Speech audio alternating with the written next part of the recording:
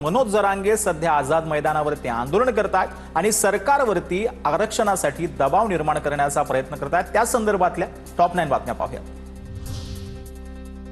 मनोज जरांगेंच्या आंदोलनाला 1 दिवसांची मुदतवाढ। उद्याही जरांगेंना आझाद मैदानावर आंदोलनास परवानगी। आंदोलनस्थळी मराठा बांधवांची मोठी गर्दी।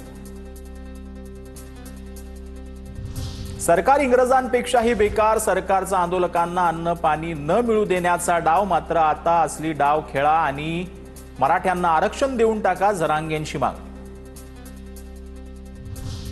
मराठ्यांशी सरकार वाईट वागतंय। गावाकडे सभेसाठी आला तर तुमचं पाणीही बंद करू। मुंबईत हाल केलेले विसरणार नाही, जरांगे पाटलांचा सत्ताधाऱ्यांना इशारा।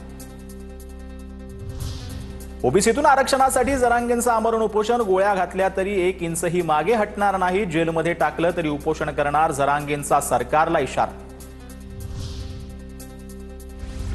मराठा ओबीसी भांडण लावण्याचा काहींचा प्रयत्न। मात्र आंदोलनावर पोळी भाजू नका, तुमचं तोंड भाजेल, देवेंद्र फडणवीसांचा विरोधकांना इशारा।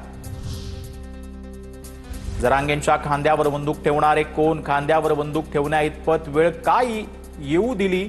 उद्धव ठाकरेंचा मुख्यमंत्री फडणवीसांना सवाल। तर शड्डू ठोकून आरक्षण देऊ असं म्हणणारे आता गावी पळाले। उद्धव ठाकरेंचा एकनाथ शिंदेंनाही टोला। उद्धव ठाकरेंनी त्यांच्या काळात मराठ्यांसाठी केलेलं एक काम दाखवावं आणि मग आमच्यावर बोलावं, फडणवीसांचा आव्हान।